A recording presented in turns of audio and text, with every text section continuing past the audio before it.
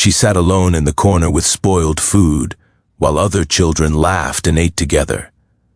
But it wasn't until her father walked through those cafeteria doors that the nightmare finally ended. Before we dive in, tell us in the comments, where in the world are you watching from? Marcus Bennett stood at the floor-to-ceiling windows of his penthouse office, watching the city lights flicker below. His phone buzzed for the 10th time that hour. Another meeting, another deal, another $1 million contract.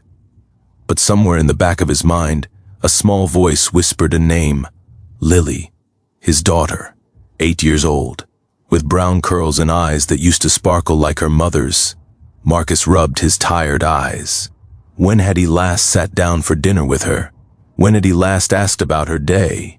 The question made his chest tighten, so he pushed it away and returned to his desk. At home, in their sprawling estate on Riverside Drive, Lily sat curled up on the window seat of her bedroom.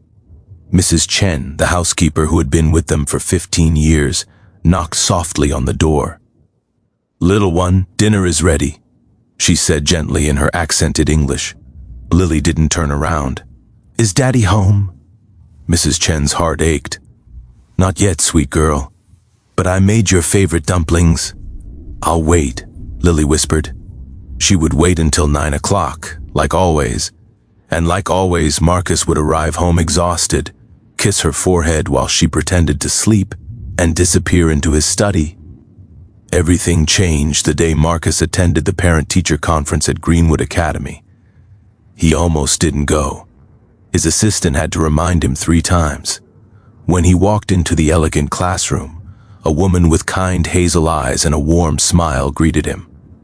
"Mr. Bennett, I'm so glad you could make it. I'm Elena Torres, Lily's teacher." They shook hands, and Marcus immediately noticed how she spoke about Lily with genuine affection. "Your daughter is incredibly talented, Mr. Bennett. Her artwork is beautiful, and she has such a gentle soul." Marcus felt a strange mixture of pride and guilt. "That's good to hear." Elena's expression softened. "But I am concerned. Lily is very withdrawn. She doesn't interact much with other children. She seems to be carrying a heavy sadness for someone so young." The words hit Marcus harder than any business failure ever had.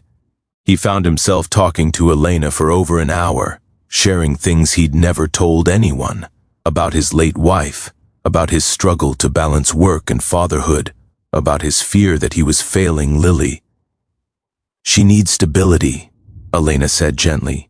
"She needs to know someone is there for her." Over the following weeks, Elena became a constant presence. She sent updates about Lily's progress. She stayed late to help Lily with projects. She even visited their home once, bringing art supplies and spending the afternoon teaching Lily to paint. Mrs. Chen watched from the kitchen doorway, her dark eyes thoughtful. Something about Elena's smile didn't quite reach her eyes, but when she tried to mention her concerns to Marcus, he waved them away. "Mrs. Chen, Elena is the first person who's really connected with Lily since Emma died. I'm grateful for her." 6 months later, Marcus and Elena stood together in the estate's garden. Lily watched from her bedroom window as her father knelt down and opened a small velvet box. The wedding was held on a crisp autumn day. Lily wore a pale blue dress and held a bouquet of white roses. When the photographer asked her to smile, she obeyed. But her eyes remained empty, staring at something no one else could see. That night, as guests celebrated downstairs, Lily sat alone in her room. She pulled out an old photograph from her drawer, her real mother, laughing, full of life. "I'm sorry, Mama," she whispered to the picture. "I tried to tell him, but the words had died in her throat every time, and now it was too late." The change happened slowly, like winter creeping in. Elena moved into the Bennett estate and immediately took charge. She rearranged Lily's schedule, chose her clothes, monitored every meal. "Structure is what children need," she told Marcus with that practiced smile. "Trust me, I'm an educator." And Marcus, drowning in work deadlines and board meetings, nodded gratefully. Someone was finally taking care of his daughter properly. But Mrs. Chen saw the truth. She saw how Lily flinched when Elena called her name.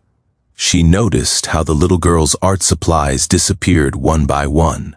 She heard Elena's voice through closed doors, sharp and cold, nothing like the warm tone she used around Marcus. "You're clumsy, Lily. Why can't you do anything right? Stop crying. Tears are manipulation, and I won't tolerate it. Your father works so hard for you, and this is how you repay him. By being difficult?" Lily's light dimmed day by day. She stopped humming while drawing. She stopped asking when Daddy would be home. She stopped being a child. At Greenwood Academy, Elena's mask stayed firmly in place around other teachers. But in her own classroom, with her own students, the rules changed. "Lily, stay after class," Elena would say with false sweetness. Then, when they were alone, "Your handwriting is sloppy. Copy these sentences 50 times before lunch." At lunchtime, while other children laughed and shared snacks, Lily sat at a desk in the corner of the classroom, copying lines until her small hand cramped. "May I eat now, Miss Torres?" she would ask quietly. "Have you finished?" "Almost." "Then no. Complete your work first." The cafeteria would close. Lunch period would end. And Lily would return to afternoon classes with an empty, growling stomach. One evening, Marcus came home earlier than usual. He found Lily sitting on the stairs, her eyes red. "Sweetheart, what's wrong?" He knelt beside her.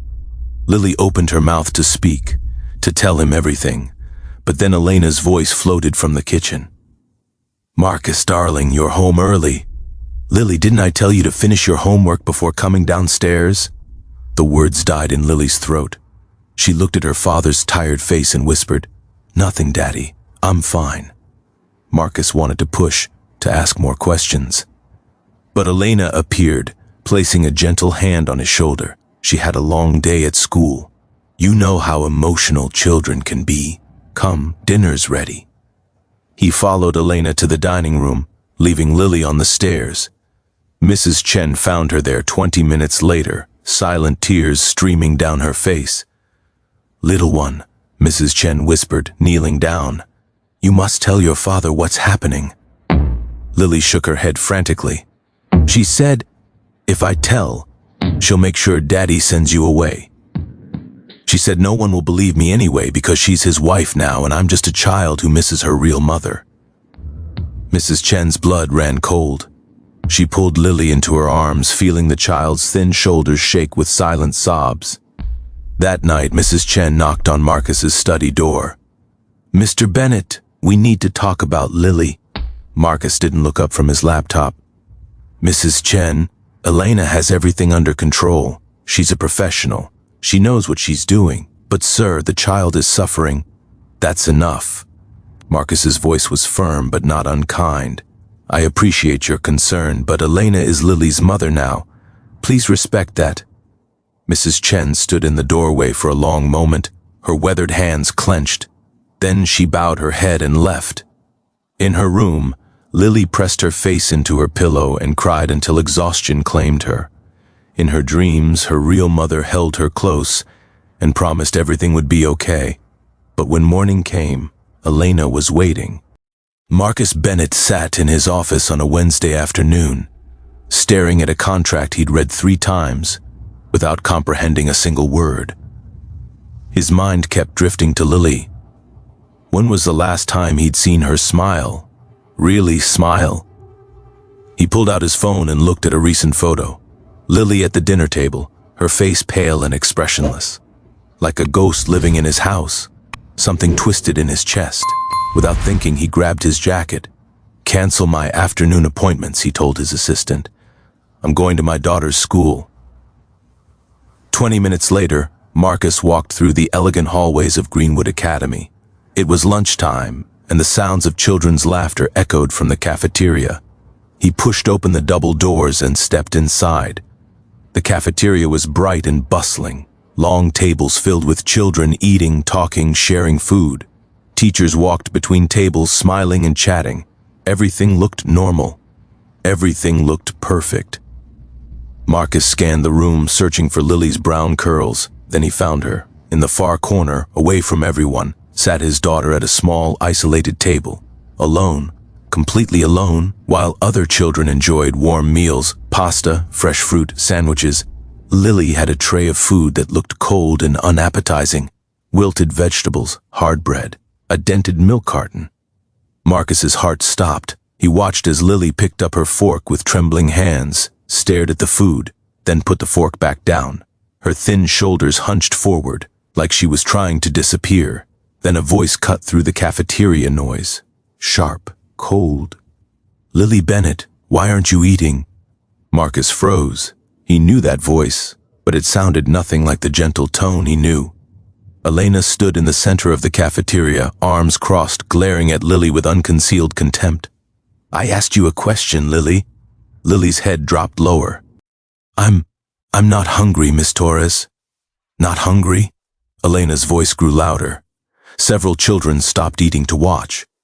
"You're never hungry, are you? Always wasting food. Always ungrateful." Marcus's hands clenched into fists. This couldn't be real. This couldn't be his wife. "Look at me when I'm speaking to you," Elena snapped. Slowly, Lily raised her head. Tears filled her eyes. "You will sit here until every bite is gone," Elena said coldly, walking toward Lily's table. "I don't care if it takes all afternoon. Do you understand me?" "But it's cold," Lily whispered, a tear rolling down her cheek. "Then you should have eaten faster. Other children are grateful for their food, but you're always difficult." Lily's whole body began to shake. More tears spilled down her face. "Stop crying," Elena hissed. "You're embarrassing yourself." And in that moment, Marcus saw everything clearly. The fear in his daughter's eyes, the way she made herself small, the way she looked at Elena like she was looking at a monster. This was abuse, and he had been blind to it. Rage exploded through Marcus, but beneath it was something worse, crushing guilt. He had let this happen. "Get away from my daughter." His voice cut through the cafeteria like thunder. Elena's head snapped up. For one brief moment, fear flashed across her face. Then she smiled, that practiced, gentle smile. "Marcus, what a wonderful surprise. I said, get away from her." Marcus's voice was deadly quiet. Now, the entire cafeteria fell silent. Every eye turned toward them. Elena took a step back, her mask cracking. "You're misunderstanding. Don't." Marcus walked past her and knelt beside Lily's chair. "Don't say another word." He looked at his daughter, pale, thin, terrified, and his heart shattered. "Lily," he said softly, "it's Daddy. Look at me, sweetheart." Lily peeked through her fingers when she saw her. "Father," a sob escaped her throat. "Daddy? I'm here, baby, I'm right here." He stood and gently lifted her into his arms. She was so light, so fragile. She wrapped her thin arms around his neck and buried her face in his shoulder. Marcus turned to face Elena. Her mask was completely gone now, replaced by cold fury. "You are not her mother," Marcus said, each word deliberate, "and you never will be." He looked around the cafeteria at the shocked faces of teachers and students. "Does anyone else see what's been happening here?" he asked loudly. A young teacher in the back raised her hand nervously. I've noticed that Lily always sits alone, and Miss Torres is very strict with her." "We're leaving," Marcus announced. He looked at Elena one last time. "And I'm calling my lawyer." He carried Lily out of the cafeteria, through the hallways, and into the afternoon sunlight. She clung to him, crying into his shoulder. "It's okay," Marcus whispered, his own tears falling. "I've got you. I'm never letting anyone hurt you again." He meant it with every fiber of his being. The car ride home was silent, except for Lily's quiet sobs. Marcus held her close in the back seat, stroking her hair, whispering promises he swore he would keep. When they arrived home, Mrs. Chen met them at the door. Her eyes widened when she saw Lily's tear-stained face and Marcus's grim expression. "Mrs. Chen," Marcus said, his voice steady despite the storm inside him. "How long have you known?" The elderly woman's shoulders sagged. "From the beginning, Mr. Bennett. I tried to tell you." "I know."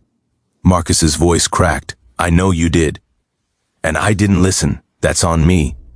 He carried Lily upstairs to her room and tucked her into bed. I need to make some phone calls, sweetheart. Mrs. Chen will stay with you. I promise I'm not going anywhere. I'm fixing this. Within an hour, Marcus had called his lawyer, a child psychologist, and the school board. Divorce papers were being prepared, an investigation was being launched, and Dr. Sarah Mitchell, a specialist in childhood trauma, agreed to come to the house that evening. When Elena came home at 4 o'clock, Marcus was waiting in the living room. An envelope sat on the coffee table between them. What's this? Elena asked, her voice careful. Divorce papers. You have 1 hour to pack your things and leave. Elena's face flushed red. You can't be serious. Because of what happened at school? Marcus, you're overreacting. I saw everything, Marcus interrupted, his voice like ice. I saw how you treat my daughter. I saw the fear in her eyes. I heard the cruelty in your voice. She needed discipline. She needed love. Marcus stood up, his voice rising. She's an 8-year-old child who lost her mother, and instead of helping her heal, you tortured her. Elena's mask finally shattered completely. Fine. You want the truth? Yes, I was strict with her. Because she was spoiled and weak, just like, don't. Marcus's voice dropped to a dangerous whisper. Don't finish that sentence. Just leave. Now. 40 minutes later, Elena walked out of the Bennett estate with 2 suitcases, her face hard as stone. She didn't say goodbye. She didn't apologize. She simply left. Marcus stood at the window watching her car disappear down the driveway. Then his legs gave out, and he sank to the floor, finally allowing himself to feel the crushing weight of his failure. Mrs. Chen found him there. She didn't say anything. She just sat beside him and gently patted his shoulder. You did the right thing today, she said quietly. I should have done it months ago, yes. But you're doing it now. That's what matters. That evening, Dr. Mitchell arrived. She spent an hour with Lily, speaking gently, listening patiently. When she came downstairs, her expression was serious.